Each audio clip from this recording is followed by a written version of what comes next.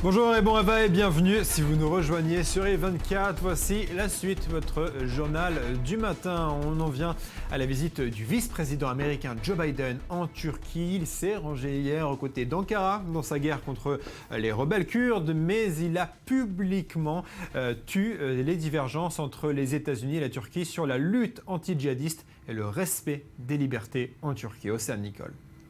Le vice-président américain Joe Biden l'affirme, les États-Unis et la Turquie ne veulent pas de Daesh. Une visite officielle de 2 jours qui s'est largement tournée vers la lutte antiterroriste. Joe Biden se range du côté du gouvernement turc dans sa guerre contre les rebelles kurdes. Le vice-président américain estime que le Parti des travailleurs du Kurdistan, le PKK, représente une menace pour la Turquie. L'EI n'est pas la seule menace existentielle pour le peuple de Turquie. Le PKK est également une menace et nous le savons. Ce sont des groupes terroristes. Ce sont simplement des groupes terroristes. Outre le PKK, l'État islamique est dans la ligne de mire de Washington. Longtemps soupçonné de complaisance envers le régime de Bachar al-Assad, la Turquie est depuis l'été dernier un nouvel allié dans la coalition anti-djihadiste. Un entretien de plus de 3 heures, Joe Biden et le Premier ministre turc annoncent des mesures importantes pour intensifier la lutte contre l'État islamique. Nous savons qu'il serait préférable que nous trouvions une solution politique, mais nous sommes prêts. Nous sommes prêts, si ce n'est pas possible, à mettre en œuvre une solution militaire à cette opération et à éliminer Daesh. Des mesures qui réjouissent le Premier ministre turc. Les États-Unis partagent la même vision que nous. Nous continuerons à lutter ensemble jusqu'à ce que l'influence de Daesh sur l'Irak et la Syrie soit réduite à néant et que les peuples d'Irak et de Syrie soient mis à l'abri et que leurs forces contrôlent ces territoires. Le chef du gouvernement turc a toutefois insisté sur la nécessité de lutter également contre les unités de protection du peuple, une milice kurde de Syrie qualifiée d'organisation terroriste pour Ankara. Point de discorde et de paradoxe entre les deux alliés, le vice-président américain s'est abstenu d'évoquer ces combattants. Les États-Unis fournissent en effet armes et assistance aux Kurdes de Syrie. Et guerre contre le terrorisme toujours quelques semaines après les attentats de Paris qui ont mis en lumière des failles du renseignement en Europe. Un nouveau centre européen de contre-terrorisme entre en action ce mois-ci. Son but, mieux partager les informations entre pays européens. Betsabé, bonjour, vous nous en dites plus. Bonjour Julien. Alors la coopération sécuritaire entre les pays européens, on le sait, s'est intensifiée ces dernières années, notamment les 12 derniers mois entre Paris, Bruxelles. Alors une coopération qui va s'intensifier avec ce nouveau centre contre le terrorisme qui est une première en Europe, une plateforme qui permettra aux services européens de partager les informations, notamment plus rapidement. Julien, explication du directeur d'Europol. Europol, c'est donc l'Office européen de police, interrogé. C'était au Forum économique de Davos samedi dernier. Écoutez.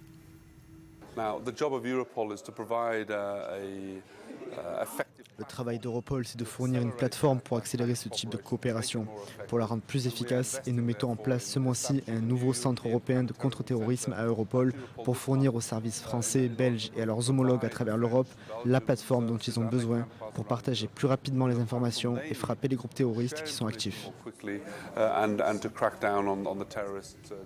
Alors concrètement, c'est Europol justement qui va accueillir cette nouvelle plateforme, un véritable centre de contre-terrorisme donc qui ouvrira à La Haye et seront traqués le financement terroriste, la propagande ou encore le recrutement orchestré par Daesh.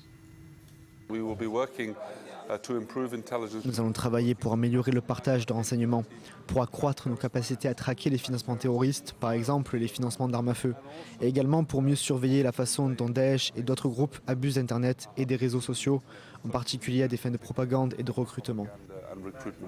Voilà, alors une logistique qui répond donc à ces critiques qui visent les défaillances dans les renseignements depuis les attentats de Paris de novembre 2015, tant au niveau national qu'européen. Alors reste à voir si les États européens parviendront à travailler ensemble, à se faire confiance. C'est la vraie question. Et aussi, c'est les outils nécessaires à cette traque seront tous mis à la disposition d'Europol comme un passeport biométrique généralisé, fortement demandé alors que les frontières extérieures de l'Europe sont confrontées à cette crise migratoire sans précédent et que fusent les passeports vierges volés.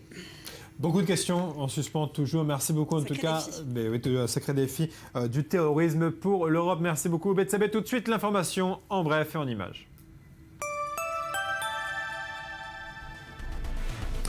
Et l'information de ce matin, c'est cette nuit de tension au Proche-Orient avec ce Palestinien de 18 ans qui a tenté de lancer une charge explosive contre des forces de sécurité israéliennes.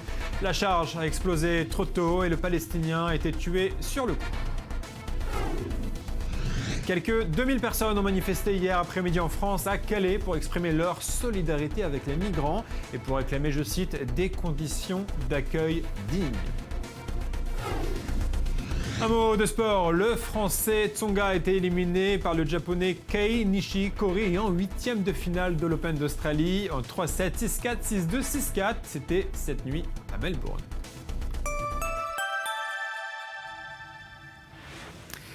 Et avec nos correspondants, nous revenons chaque dimanche sur ce qui fait la une des médias ces derniers jours, un peu partout à travers le planète. On commence avec l'Allemagne. On prend donc la direction de Berlin avec Fanny Steyer. Bonjour, merci d'être avec nous. Alors, les agressions sexuelles durant le Nouvel An n'ont pas eu lieu qu'à Cologne, apparemment. Oui, effectivement, les médias allemands ont révélé hier, selon un rapport de la police, 12 régions et 16 régions d'Allemagne ont été concernées par ces violences, ou des violences sexuelles dotées de vol dans la nuit du 31 décembre au 1er janvier. La région la plus touchée est celle de Cologne, donc la région de la Rhénanie du Nord-Westphalie, région où environ 1 millier de plaintes ont été déposées. Dans ces agressions qui touchent toute l'Allemagne, les victimes sont presque exclusivement des femmes. Selon les témoins, les agresseurs ont été souvent des hommes ou des adolescents d'origine étrangère, âgés de 17 à 30 ans. Merci beaucoup Fanny, on poursuit ce tour de l'actualité internationale avec Londres où Ashley Chevalier nous parle de la justice locale, justice britannique qui accuse la Russie d'être responsable du meurtre de l'opposant russe Litvinenko. On écoute. Bonjour Julien, cette semaine c'est l'affaire Litvinenko qui a fait la une au Royaume-Uni, ou plutôt qui a refait la une. Souvenez-vous, c'était en 2006, un ancien espion russe réfugié à Londres était empoisonné au polonium 210 dans un hôtel du très chic quartier de Mayfair, et sur son lit de mort il avait accusé le gouvernement russe d'avoir orchestré son assassinat. Et bien voilà, 10 ans après, la haute cour de justice britannique a rendu les conclusions d'une enquête publique, une enquête qui a duré 1 an, et le juge britannique est beaucoup plus sévère que ce à quoi on s'attendait. Il a estimé que Litvinenko avait été délibérément empoisonné et que le président russe Vladimir Poutine avait probablement approuvé cette opération. À la sortie de l'audience jeudi, la veuve de l'ancien espion russe a salué ces conclusions. Elle a demandé à David Cameron de prononcer des sanctions à l'encontre de la Russie, mais il est peu probable que le gouvernement britannique le fasse parce que vous savez, la Russie est devenue un partenaire privilégié dans la résolution du conflit syrien. Les Britanniques peuvent difficilement s'en passer et il se dit même qu'en coulisses, des diplomates britanniques mettent la pression sur David Cameron pour qu'il ne prononce pas de réelles mesures de rétorsion. Néanmoins, cette affaire a jeté un coup de froid sur les relations diplomatiques entre les deux pays. David Cameron a estimé que les conclusions de cette enquête étaient extrêmement dérangeantes. Theresa May, la ministre de l'Intérieur britannique, de son côté, a prononcé le gel des avoirs des 2 principaux suspects dans cette affaire. 2 suspects qui sont sous mandat d'arrêt depuis plusieurs années, mais que la Russie a toujours refusé de livrer à la justice britannique pour qu'ils soient interrogés. Merci de ces explications. Depuis Londres, on poursuivra ce tour du monde avec Athènes, où notre correspondant Ismaël Merighetti nous parlera de l'heure des comptes pour Alexis Tsipras, puisque cette semaine, les créanciers de la Grèce sont arrivés à Athènes pour juger les réformes mises en place dans le cadre du nouveau plan d'aide internationale qui a été signé cet été. On s'en souvient, après un référendum voté en Grèce, une visite qui s'annonce sous haute tension. Ismaël, bonjour, dites-nous un peu plus sur cette visite très attendue en Grèce. Alors, oui, les Grecs pensaient que ces visites des créanciers appartenaient au passé. Alexis Tsipras l'avait promis au moment de son élection, il n'autoriserait plus les Européens et le FMI à venir à Athènes pour juger les comptes du pays.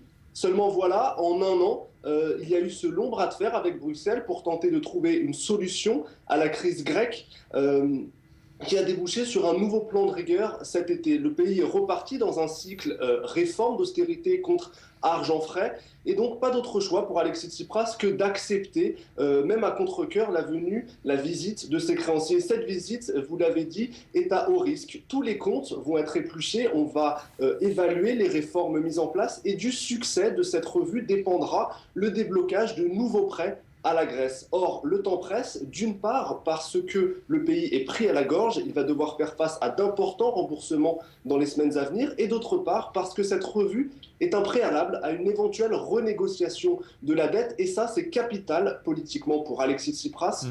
Il l'a promis aux Grecs, c'est une compensation pour les sacrifices qu'ils ont fait ces derniers mois, des sacrifices qui commencent d'ailleurs à ternir quelque peu l'engouement populaire autour de lui. Et Ismaël, pour Alexis Tsipras, la situation est compliquée puisqu'il essaye en ce moment même de faire passer une réforme très compliquée, celle du système des retraites. Oui, c'est l'une des principales exigences des créanciers, mais cette réforme des retraites a tout d'un casse-tête. Économique tout d'abord, puisque le gouvernement propose d'augmenter les cotisations, ce qui risque de nuire à un emploi et à une croissance déjà en berne. Et puis c'est un casse-tête politique également, puisque sous la pression des créanciers, le gouvernement souhaite réduire les pensions d'environ 15% d'ici 2 ans, ce qui va totalement à l'encontre des engagements pris par le parti de gauche radicale au pouvoir. C'est donc un numéro d'équilibriste qui se présente à Alexis Tsipras. Il devra donner satisfaction aux créanciers tout en évitant que son peuple ne descende dans la rue. Et là, l'affaire est très loin d'être gagnée.